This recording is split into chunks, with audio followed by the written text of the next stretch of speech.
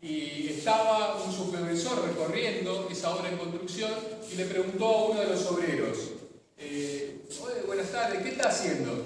Y no ve que estoy colocando ladrillos. Disculpe, hasta luego. Después avanzó unos metros más y se encontró con otro y le dice: buenas tardes, ¿qué está haciendo usted? Y yo estoy construyendo una catedral.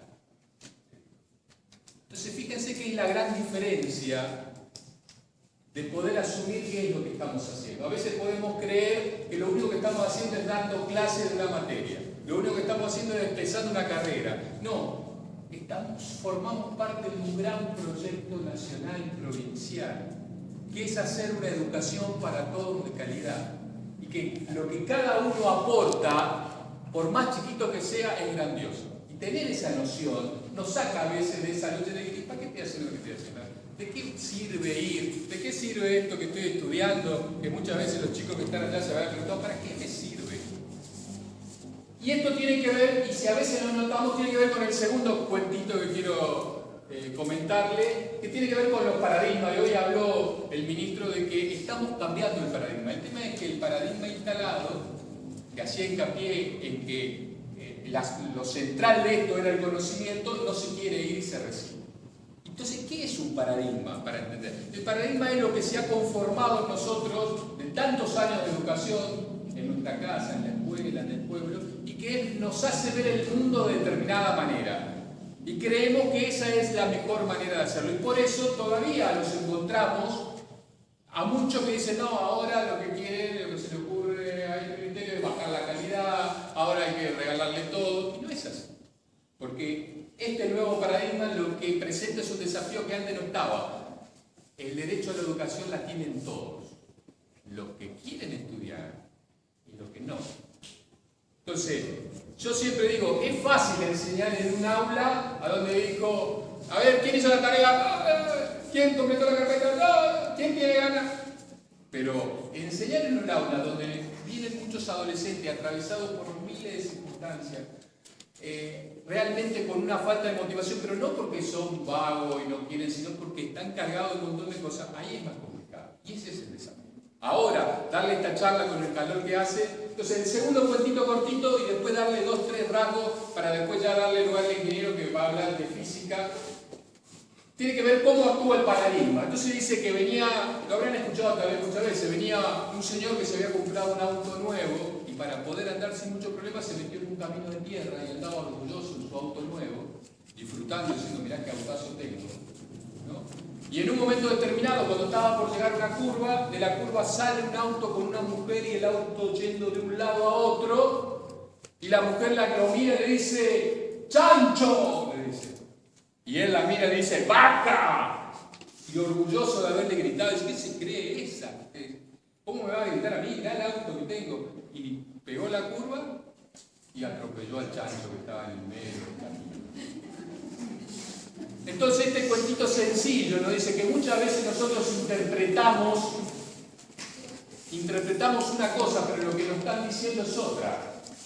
En realidad, ahora nos están diciendo que el paradigma ha cambiado, la realidad ha cambiado. Ustedes mismos perciben que los estudiantes no son los mismos que cuando nosotros íbamos a la escuela, que la sociedad no es la misma, la familia no es la misma. Entonces, hay que darle una respuesta diferente. Y por todos lados nos están gritando: es necesaria una nueva respuesta, porque a un nuevo paradigma, una nueva respuesta. Porque si a un nuevo paradigma le damos la respuesta del paradigma anterior, no, y es la frustración que muchos docentes tienen. Tanto esfuerzo, tanta lucha para poder hacer que su alumno entiendan y preparan algo espectacular que ellos creen y no resulta, es porque tal vez tengamos que sentarnos a ver qué nueva respuesta está. Y fíjense, nos están gritando por todos lados que el paradigma ha cambiado. Y a veces nosotros tenemos 2 actitudes. O lo vemos como una amenaza, como este señor: mirá, me está gritando, baja calidad, ahora queremos que le regalamos la nota. O lo vemos como una oportunidad.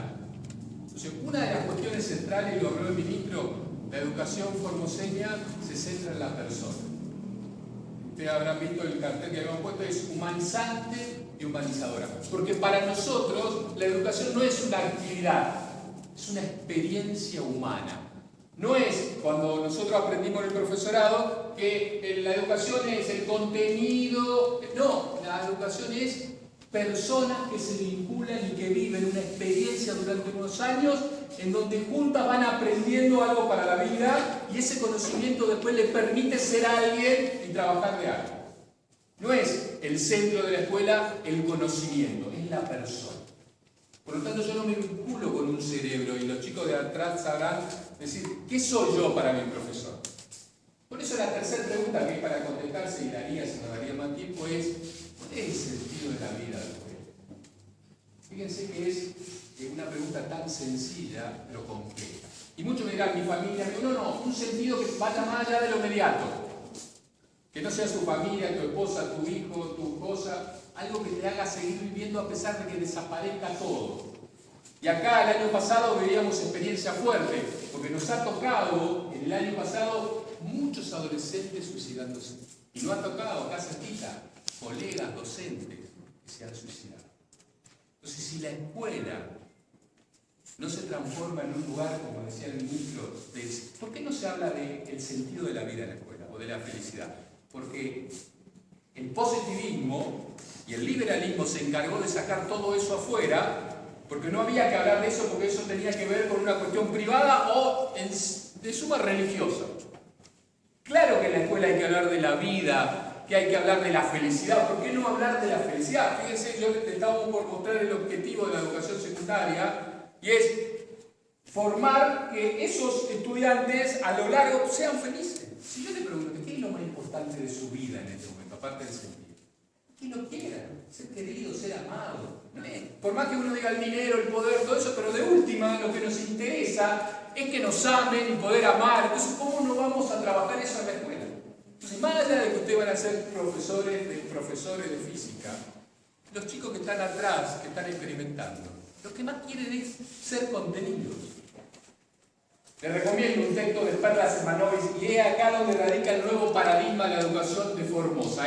Lo que queremos es acompañar a los jóvenes a realizar su proyecto de vida como persona, y ahí va a estar aprender física, aprender valores, aprender capacidades para que puedan insertarse en la comunidad. Si a veces vemos los profesorados o vemos la secundaria, el paradigma anterior lo único que importaba era que sepa qué siente, qué le pasa, qué sucede, no importa.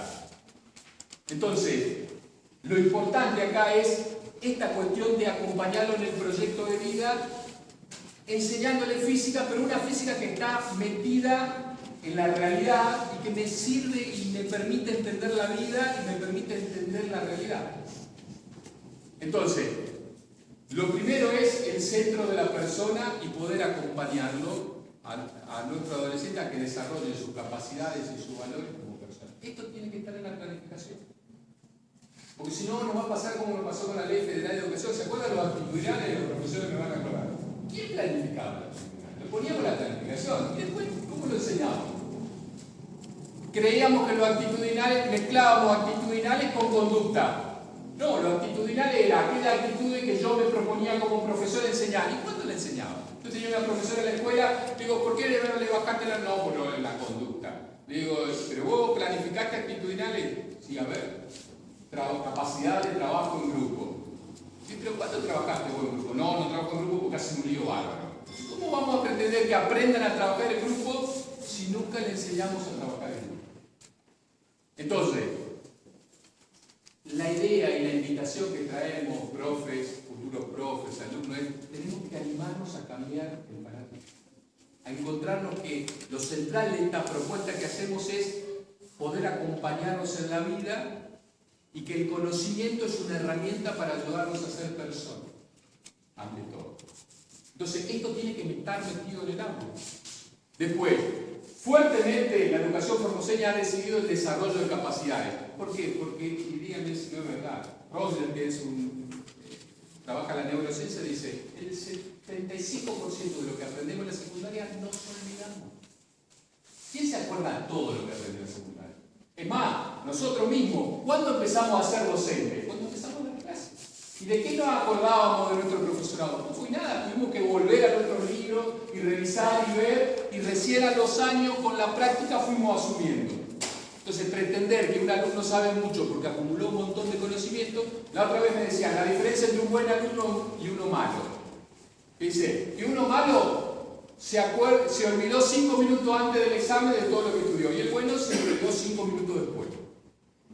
Porque muchas veces hemos formado a los estudiantes para los exámenes, para que rindan el examen. Una vez que rindió el examen ya está. No, tenemos que eso que ellos aprendan les permitan resolver cuestiones de la vida práctica. Que le diga, cuando un estudiante descubre que eso que vos le enseñaste le permite resolver cuestiones de la vida, proyectar, no se olvidó.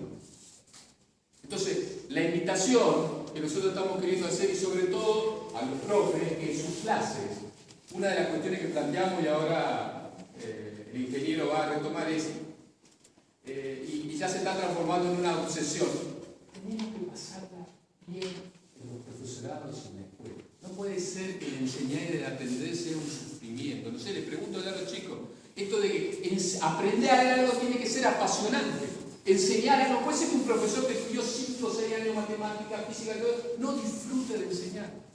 Tenemos que divertirnos, y eso no quiere decir que sea poco serio y poco profesional. Nos han mal enseñado que las cosas en serio son serias. Realmente tenemos que, ¿cómo no disfrutar de lo que amo enseñar? ¿Cómo los alumnos no van a disfrutar? Porque eso sí, ¿cuál era el pecado del paradigma anterior en la formación de profesores? Nos enseñaban para un alumno que no existía. Yo cuando salí de la escuela, a nosotros nos enseñaban para un alumno que nosotros pensábamos que íbamos a llegar y el alumno iba a decir, oh santo profesor, enséñame. Y no es así. Ustedes, futuros profes de física, no sé dónde están los ingresantes. ¿Están por acá? Primera fila. No van a encontrar a un adolescente de Formosa sentado en la silla diciendo usted que sabe tanto. No, van a encontrar a un adolescente, y que en esto yo les recomiendo, léanla a Perla Semanovich, que tiene un pequeño artículo que se llama Contra el desamparo. Un estudiante que está rebelde, no contra vos, cuando aquellos que son profes de secundaria, a mí me pasó, y uno viene por el pasillo y escucha, ¡ahí viene el gordo! Y uno entra enojado así, y dice, en realidad no te está diciendo a vos, le está diciendo al adulto que se representa en tu persona. Y si uno se toma en serio eso, entonces ¿cómo uno lidia con eso? Entonces yo entraba, disculpe que sea autorreferencial, pero yo me reía de eso. Entonces decía, bueno, mire, vamos a hacer una cosa. Criterio de evaluación. Todo aquel alumno que cuando yo entre al aula me diga que estoy más flaco, va a tener más posibilidad. Entonces yo entraba al aula y decía, profe, está más flaco, está haciendo el gimnasio, todo. Y eso que para mí, para muchos representa como me dijo gordo, terminó y después se terminó diluyendo. Entonces, lo que digo es, futuro profe, van a encontrar alumnos que están atravesados por un montón de cosas. Muchos que tienen ganas, otros que no tienen ganas de estudiar, y tenemos que estar preparados para seducirlo, para emocionarlo, para sacarlo del lugar. Si la clase solamente va a ser una exposición o sentarse a hacer un resumen del libro, obvio que no, a nadie no.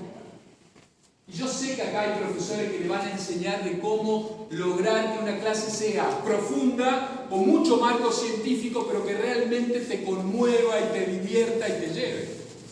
Perla Semanovich dice que tal vez la escuela en este momento es el único lugar que se convierte en un lugar de amparo para estos adolescentes formoseños que están atravesados por miles de cuestiones, que no les permite ser ellos mismos, que no les permite poder anclar en tierra porque vienen de familias disgregadas, porque vienen de abusos, porque vienen, y ustedes lo saben, yo creo que más que nadie lo sabe.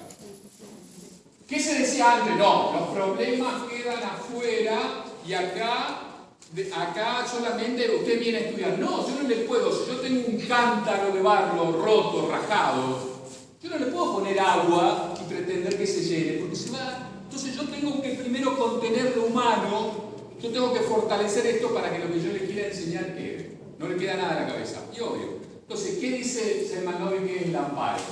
El amparo es el lugar que yo ocupo en el otro. Y fíjense, yo les pido que lo lleven a su vida personal también. Fíjense, el lugar que yo ocupo en el otro. Y lo llevo a su vida personal. Alguna vez, ojalá que no, y los más jóvenes ojalá no le haya pasado, pero pasa. Cuando uno descubre que la persona que ustedes creían que la amaba, no te ama como vos decís, o como vos crees. ¿Cómo se siente uno? Cuando el chico descubre que el papá no lo quiere tanto como pensaba, o la pareja, cuando yo descubro que ahí estaba mi amparo y no estaba, es terrible sentirse desamparado, sentir que yo no tengo un lugar en el otro. ¿Y saben qué? Muchos de estos adolescentes tienen a la escuela y a los profesores